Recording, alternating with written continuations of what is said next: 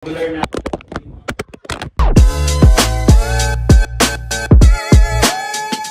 Ito yung pinaka-tumatatak sa akin lagi pagdating sa, hindi lang sa pagiging Relationship, tayo sa friendship. lahat siya eh. Ano siya eh, in general na siya eh. Sabi dito sa 2 Corinthians chapter 6 verse 14 to 15. Sabi dito, do not be yoked together with unbelievers. Diba tayo, halos lahat naman tayo dito is disciple ni God. Pero gusto maging disciple ni God, no? Pero, ayun, siyempre, ayun yung sinasabi ni Paul dito, no? Do not be yoked with unbelievers. For what do righteousness and wickedness have in common? Hindi kasi sila parehas, yung wickedness at yung righteousness. Or what fellowship can light have with darkness? Harmony is there between Christ and Belial. Or what does a believer have in common with unbeliever? So, tinuturo lang talaga sa atin dito, lalo sa church natin, when it comes in dating. Kagaya nga nun, parang in general, yung friendship, family mo, na hindi pa disciple, kunyari, kagaya ko, sa mga ayan, sa relationship, ay kahit saan yan. It's either, kasi nakayok, alam mo yung yoke bro? Ano dyan? Yung yoke na pamatok. Yung pamatok, yung sa kalabaw. Dito kasi ang uso ng isa. Doon kasi sa ang context ng nasa Bible, dalawa yung yoke. Mahirap lang tayo sa Pilipinas eh. Isa lang dalawa natin.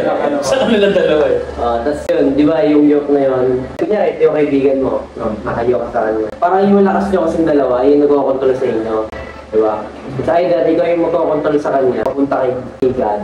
Dahil sa mga yung parang mag-guide sa kanya. Dahil sa mga principles. O dahil sa principles. Anong principles mo pag nagka-problema ka? Anong i-advise mo? Diba? Iba ang worldly advice bro sa godly advice. Sobrang iba. Yep. When the world will tell you na okay lang yan, wala ka naman tinatapakang tao eh. Basta maging masaya ka lang. It's more than that bro. Basta gumagawa ka ng Si God, hindi sa kung wala ka natatapakang tao, pero kung napiplease mo ba siya. Everything revolves sa kung nag-glorify mo pa siya. And everything that glorifies Him gives us goodness, gives us everything na magbe-benefit tayo. Legit, ano ba yung gusto ni God? Ano ba yung nag-glorify kay God? Make good to people. Sabi sa Ecclesiastes 3, di ba? There's nothing good for people than to eat and to do good. Than to eat and drink and to do good as long as they live. Ano pa yung sinasabi niya na treat others above yourselves. May magsasabi ba nun sa'yo sa world na i-treat mo si JV na mas importante sa'yo? Kaya ako dinitime si JV nun. Feeling ko si JV parang hindi kami close eh. Pero ba't ako maglalaan ng oras kay JV para makinig? Alam ko pa, hindi ko naman siguro i-google sa business ko. Pero tinitreat ko siya as above myself. Mga radical things, diba, na hindi nag-make sense. Kasi world is all about income, money, pwedeng love, pero ibang definition ng love. Yep.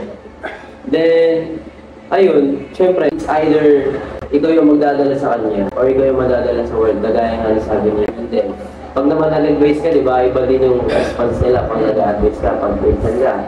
Kaya, so many times kasi talaga na ganito, advice ako sa kaibigan ko. Kaibigan ko siya, pati yung girlfriend niya, kaibigan ko siya. Siyempre ako, close ako sa kanilang dalawa. Tapos, naririnig ko yung kwentuhan ng dalawang kaibigan na magbabar daw sila, kikitain daw sila, Siyempre ako, concern ako sa isang kaibigan na sa girlfriend.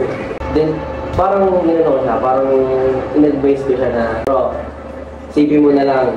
Kasi minsan itatanong siya about sa Bible. Tapos parang sabi ko sa kanya, bro, isipin mo na lang kung ano yung isipin ni God pagka pinitray mo siya. Ganyan ko talaga. Kasi bro, concern ako dun sa kaibigan ko eh. Siyempre, yung gagawin nyo, hindi yan okay sa kanya pag nalaman niya yun. Diba? Sabi yung hurt nun, yung girlfriend. So parang sa kanila, lalo pag nag-share ka ng Bible, isipin nila, ay banal-banalan ka, diba? Iba din yung response nila. Iba din yung Pastor! Yun, pastor na tatawagin sa'yo.